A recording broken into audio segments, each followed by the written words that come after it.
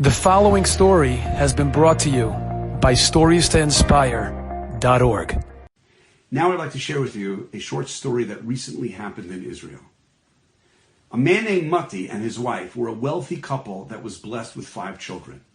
Mati's younger sister had just gotten married, and it was Erev Shabbos of Sheva Brachos. The entire family was invited to a beautiful Sheva Brachos meal at the local shul.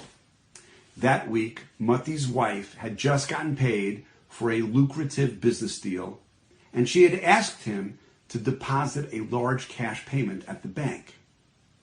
Mati said, "I don't have any time. It's Erev Shabbat. I'm running around for my sister's Sheva Brachot. I'll do it after Shabbos." So what he did was, he placed the stack of bills, the cash, in a drawer in their lavish apartment. She said, "Okay, fine.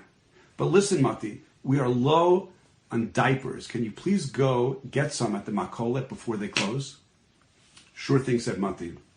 He goes to the store.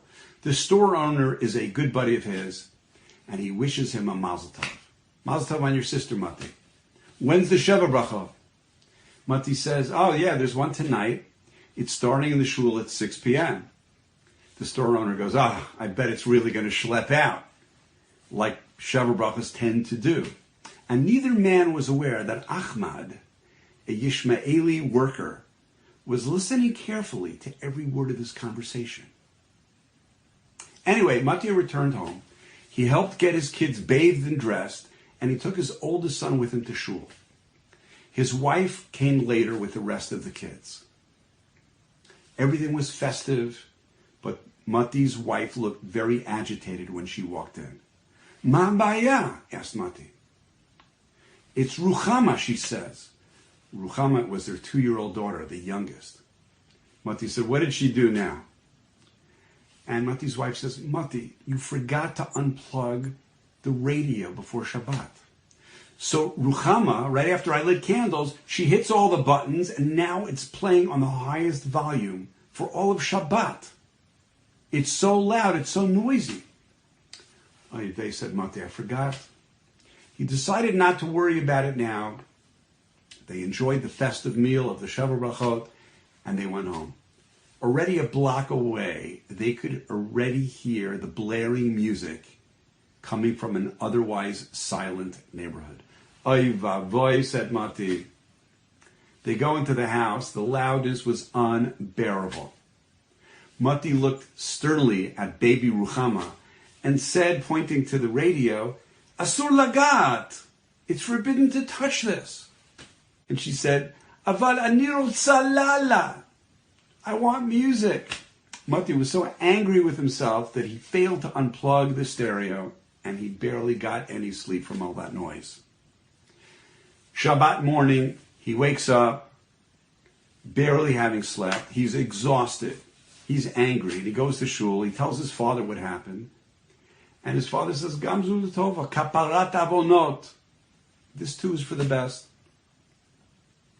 Anyway, a year goes by, and Mati gets a call after Shabbat, a year later. "Mati, it's the Mishtara, it's the police chief. Can you come down to the station, please? I got a great story for you to hear."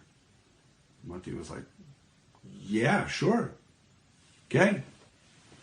Ani batechef. I'll be right there." Mati comes down to the station. The police chief shakes his hand. He leads Mati to a room, and Mati sees Ahmad, the Yishmaeli from the local makolet. "Huh? What's he doing here?" The chief says to Ahmad, "Saper lo ma shesiparta li karega." Tell Mati what you just told me. Ahmad shrugged and said, "Okay." "Lifnei shana achat, 1 year ago, I saw you in the makolet where I work. You had just told my boss about your sister's wedding meal at the Bet Knesset. I knew that you were rich, so I told a friend of mine, let's rob his house. We timed it to be while you're still in shul for the party. We got to your apartment, and we heard loud music. We climbed the stairs quietly, and it turns out the music is coming from your door. My friend looked at me and said, "You idiot. It's not Shabbat. You said he's religious. He never would have had music on. It's forbidden for them to turn it on." So I got confused. We figured, okay, maybe it's not Shabbat after all, and you must be in the house. So we left, and we never got to rob your house. Mati was shocked. He left the room and asked the police chief, "Why am I finding this out a year later? What just happened?" The police chief said, "We just busted this guy for another theft, and he happened to tell us this story. So I called you in. But tell me, Mati, Ata ben Adam Dati, you were a religious man. Why was that music on?" Mati says, "Oh, that? Abat Sheli. My daughter turned it on after Shabbat had already started, and we were so upset. But you know what? That ended up preventing a major theft. We had so much cash in the house from a deal my wife had just finished making, and it was in the house that Friday."